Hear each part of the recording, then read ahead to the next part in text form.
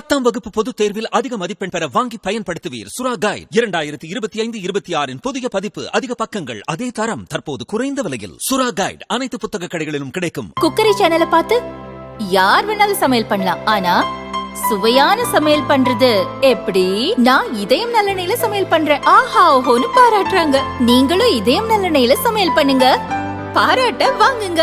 தினம் தோறும் வாங்குவே இதயம். 2000ஆம் ஆண்டு முதல் சிரிய அதிபராக பஷர் அல் ஆசாத் பதவி வகித்து வருகிறார். அவரது ஆட்சிக்கு எதிராக 2011ஆம் ஆண்டில் உள்நாட்டுப் போர் வெடித்தது. அல் கொய்தாவில் இருந்து உருவான ஹையாத் தஹ்ரீர் அல் ஷாம் என்ற அமைப்பைச் சேர்ந்த கிளர்ச்சியாளர்கள் அரசு படைகளுக்கு எதிராக தொடர்ந்து போரிட்டு பல பகுதிகளை தங்கள் கட்டுப்பாட்டுக்குள் கொண்டு வந்தனர். அமெரிக்க ஆதரவு பெற்ற குர்திஷ் அமைப்பினரும் தங்கள் கட்டுப்பாட்டில் சில பகுதிகளை பிடித்து வைத்துள்ளனர். சிரியாவில் 2011 முதல் நடந்து வரும் உள்நாட்டுப் போரால் இதுவரை 5 லட்சம் பேர் இறந்துள்ளனர். கடந்த சில நாட்களாக உள்நாட்டுப் போர் மீண்டும் தீவிரமடைந்துள்ளது. அதிபர் பஷர் அல் ஆசாத் ஆட்சியை அப்புறப்படுத்தும் நோக்கில் கிளர்ச்சியாளர்கள் தாக்குதலை தீவிரப்படுத்தியுள்ளனர். அதன் காரணமாக தாரா மாகாணத்தின் 90% பகுதிகள் கிளர்ச்சியாளர்கள் கட்டுப்பாட்டுக்கு வந்துவிட்டன. சிரியாவின் 2வது பெரிய நகரான அலெப்போ மற்றும் ஹாமா நகரங்களும் கிளர்ச்சியாளர் ஆதிக்கத்தின் கீழ் போனது. தலைநகர் டமாஸ்கஸுக்கு அருகில் உள்ள ஹோம்ஸ் நகரையும் கைப்பற்றும் நோக்குடன் அரசு படைகள் மீது கிளர்ச்சியாளர்கள் தாக்குதல் நடத்தி வருகின்றனர். அடுத்தடுத்து முக்கிய நகரங்கள் கிளர்ச்சியாளர்கள் கட்டுப்பாட்டில் வந்த நிலையில் தாரா, அலெப்போ, ஹமா, ஹோம்ஸ் நகரங்களிலிருந்து ஆயிரக்கணக்கான மக்கள் உயிருக்கு பயந்து பாதுகாப்பான இடங்களை தேடி ஓடுகின்றனர்.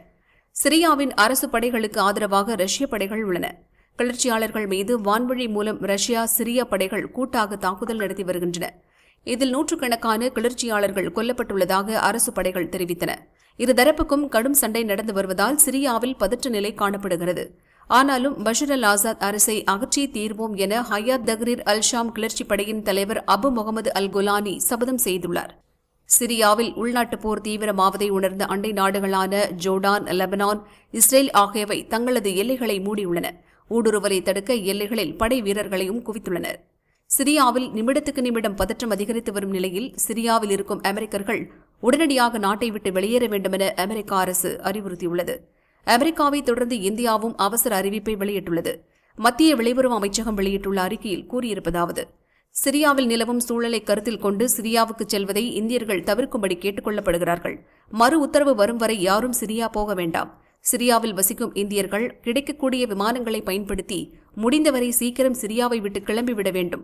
அப்படி வெளியேற முடியாதவர்கள் மிகுந்த எச்சரிக்கையுடன் இருக்க வேண்டும். வெளியில் செல்வதை தவிர்த்து பாதுகாப்பாக இருக்க வேண்டும் என அறிவுறுத்தப்படுகிறார்கள். தற்போது சிரியாவில் இருக்கும் இந்தியர்கள் அனைவரும் டமாஸ்கஸில் உள்ள இந்திய தூதரகத்துடன் தொடர்பில் இருக்கும்படி கேட்டுக் கொள்ளப்படுகிறார்கள் என மத்திய வெளியுறவு அமைச்சகம் வேண்டுகோள் விடுத்துள்ளது. உதவி தேவைப்பட்டால் 96093385973 என்ற ஹெல்ப்லைன் நம்பரிலும் hoc.damascus@mea.gov.in என்ற இமெயில் முகவரியிலும் தொடர்பு கொள்ளலாம். வாட்ஸ்அப் மூலமும் தகவல்களை அனுப்பலாம் என மத்திய வெளியுறவு அமைச்சகம் அறிவிப்பு வெளியிட்டுள்ளது. ஐநா அமைப்புகளில் பணியாற்றும் 14 பேர் உட்பட 90 இந்தியர்கள்தான் சிரியாவில் உள்ளனர் என்பது குறிப்பிடத்தக்கது.